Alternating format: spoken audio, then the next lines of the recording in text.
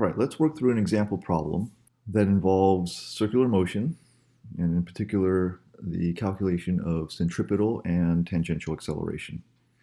All right, so the problem states that we have a child that sits on a playground merry-go-round at a position of 0.90 meters from the center of the merry-go-round. The merry-go-round accelerates so that the child's speed increases uniformly, starting from rest, until at a time t equal to 3.0 seconds later, he has reached a speed of 6 meters per second. Calculate the magnitude and angle, with the angle being taken relative to the radial inward direction, of his acceleration at time 1.5 seconds. All right, so maybe we could sketch this out real quick. Right, draw a circle. Basically, we have a child moving around in a circle, right, with a radius of 0.9 meters, right? Okay, so child's going around, they start at a certain point, and we're supposed to evaluate what the acceleration vector of this child looks like, both the magnitude and the direction and the angle, at a time 1.5 seconds later. Okay, so our goal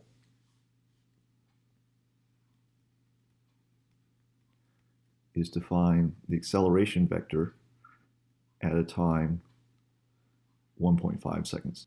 We want to know the acceleration vector. Okay, so let's take a step back and think about strategy. We have a object moving in a circle, and so its x component and y component are of its position, its velocity, acceleration will all be changing in time, right?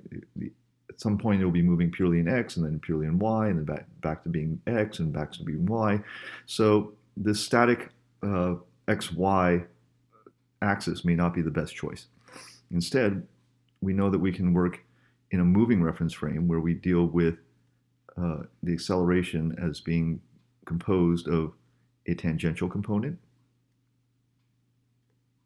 plus a centripetal component, right? So our goals will be to find the centripetal and tangential components of the acceleration, and we know that because they're orthogonal, right, then just like x and y, we can figure out that the magnitude of the acceleration, which is one of the things that we're asked to calculate, would be equal to the square root of one component squared plus the other component squared, right? We're used to seeing this in terms of ax squared plus ay squared, but tangential and centripetal acceleration are also orthogonal components.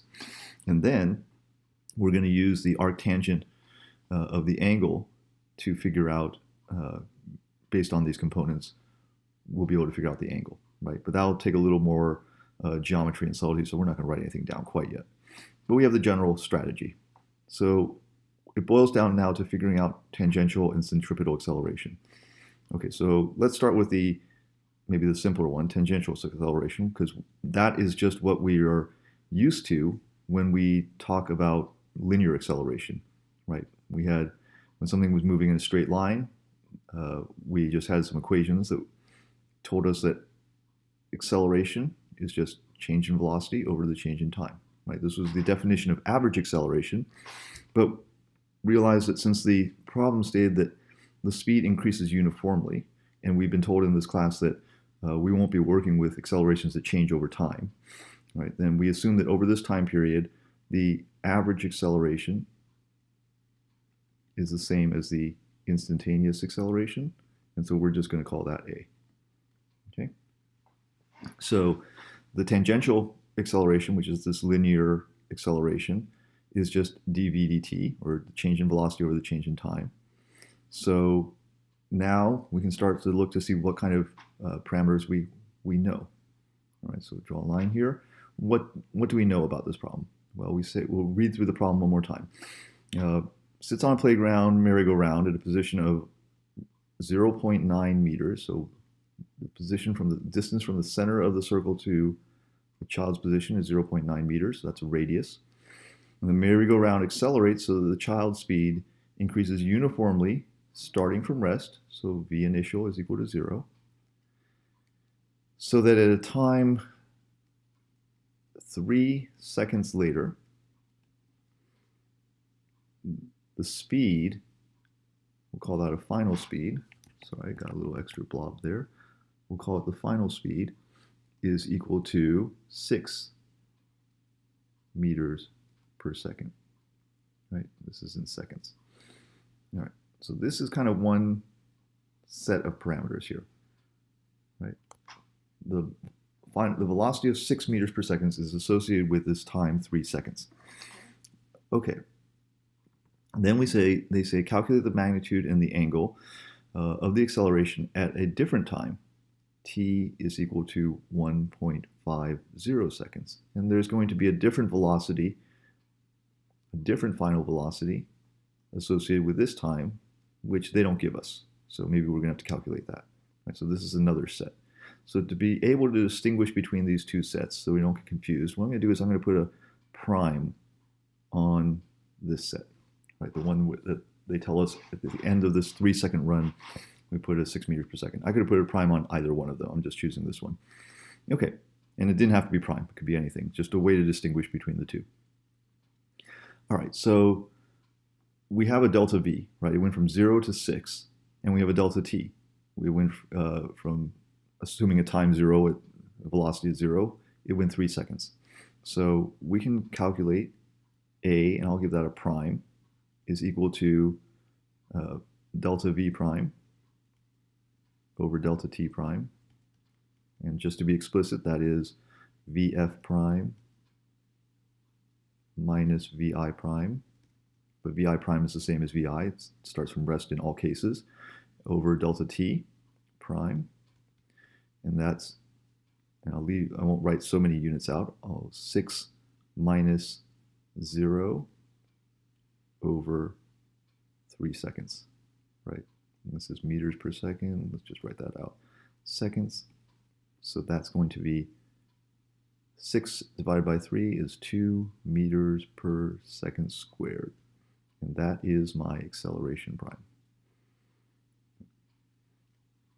But even though we took two sets of parameters, we realized that the acceleration that took it to here, it passed through this time point on its way, and it's the same acceleration, right? So what I'm saying is that even though we calculated it for the a prime, we have to realize there's really only one acceleration, one tangential acceleration in this problem, right? And that is that what we just calculated is going to be both for the prime and unprimed coordinate system. I'm sorry, not coordinate system, parameters. Okay, so we have just calculated, and I guess to be specific, we could put AT here as well, right? We were calculating the tangential component. That's why we could use just delta V, delta T. All right, and I'll be a little more specific here too. All right, so good. We've now calculated that the tangential acceleration is 2 meters per second. So I'll just be very explicit. Tangential is 2, maybe 0.00 meters per second squared. All right. Half the problem is done. The next part is to calculate centripetal acceleration. Well, what do we know about centripetal acceleration? Well, we know the equation for centripetal acceleration is v squared over r, right? So if we want to know centripetal acceleration at a specific time, and now the thing to notice is even though the linear portion, the tangential acceleration was constant, the centripetal acceleration depends on velocity. And it's clear that the velocity is changing over time. So centripetal acceleration actually is changing over time. Okay, so this is not something that we can just say, oh, it's the same acceleration all over time. We're going to have to figure out what that velocity is at that specific time point. So what is v, we'll call it final, at the time that we care about, which is 1.5 seconds. At 1.5 seconds. That's not given. So we effectively have a new goal, right? This is our secondary goal. Okay, how do we figure that out? Well, this velocity, there's only one type of velocity, right, that we've dealt with. There's the acceleration we've broken into a centripetal and tangential, but the velocity is just the motion of the particle. And so the velocity, we have an equation for that. That's initial velocity plus acceleration times time, right? And now we're going to use the unprimed parameters here because we're interested in what is the velocity at 1.5 seconds. So we're going to plug in 1.5 seconds. So initial velocity was 0 plus the acceleration, which we decided there's only one acceleration in this problem as far as the tangential acceleration goes, and that's 2 meters per second squared, times the time, and the time of interest is 1.50 seconds. Right, so that gives us 3 meters per second as our final velocity at a time of 1.5 seconds. Okay, so we can then take this value and plug it into here. This is a final velocity we just calculated. Scroll this guy up a little bit more and realize that now we're able to calculate the centripetal acceleration is equal to v squared over r is equal to, so at 1.5 seconds, it's now 3 meters per second squared over, 3 meters per second, the whole thing squared, over a radius of 0.90 meters, which was given to us as part of the problem, right? 0.90 meters. All right, that gives us an answer of 9 meters squared per second squared over 0.9 meters is equal to exactly 10 meters per second squared. And that is our centripetal acceleration. Okay.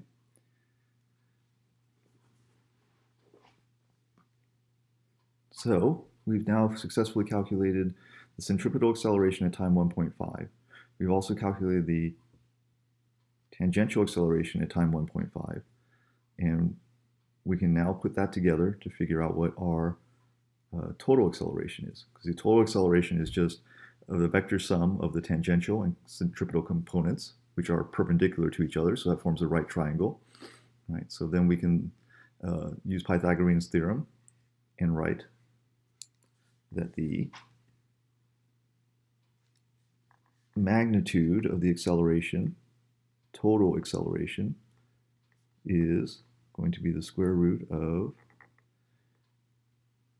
centripetal acceleration squared plus tangential acceleration squared, which is equal to square root of, I'm going to put a dashed line here, separate these calculations because they got a little bit crunched together here. 10 meters per second squared plus, what was our tangential acceleration? 2 meters per second squared.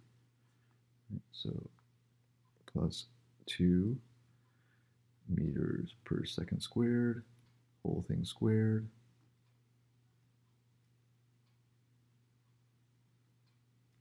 and that gives us the square root of 104. And that's going to end up having a total units of meters per second squared. All right.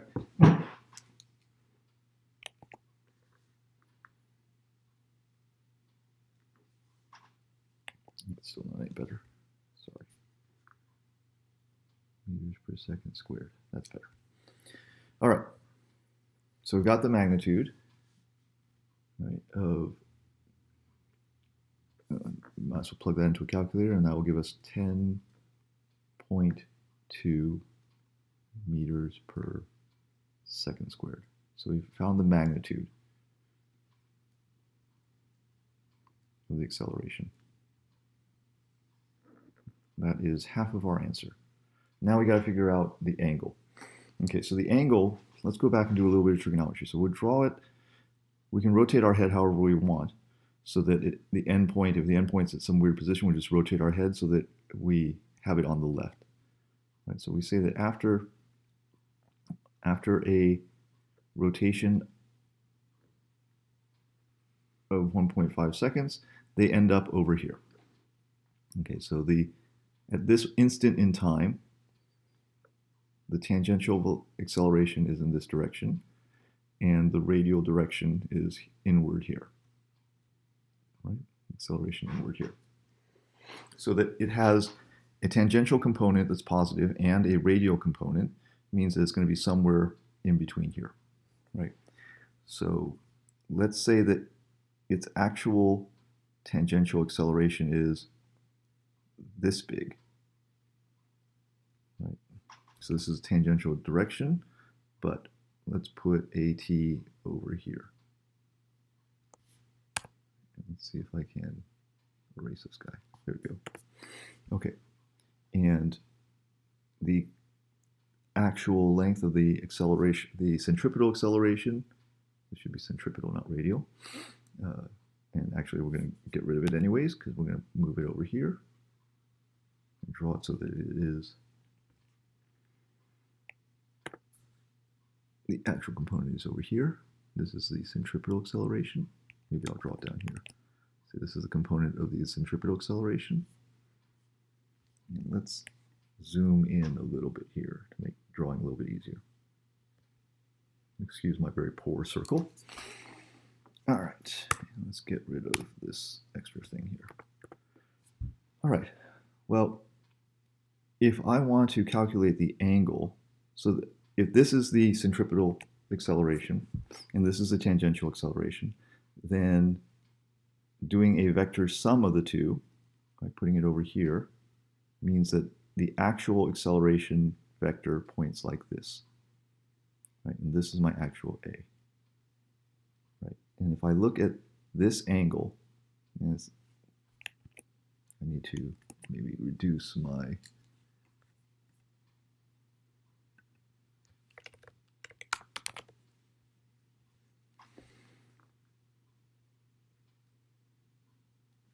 that's my angle theta, then tangent of theta is opposite over adjacent, which in this case is, right, because this here is the tangential component, and this is the centripetal component, so that would be A tangential over A centripetal. Right? And our tangential component we worked out to be 2 meters per second. And our centripetal acceleration we worked out to be 10 meters per second. I'm sorry, second squared. Right. So this is tangent of theta.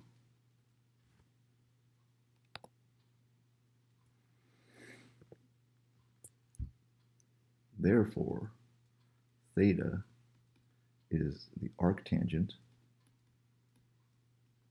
of 0.2. And the arctangent of 0.2 works out to be 11.3 degrees. Okay, so we have, in the end, an acceleration with a magnitude of 10.2 meters per second squared, and it's pointing in a direction that is mostly inward, but slightly forward of inward by 11.3 degrees. Okay, and that is the total solution.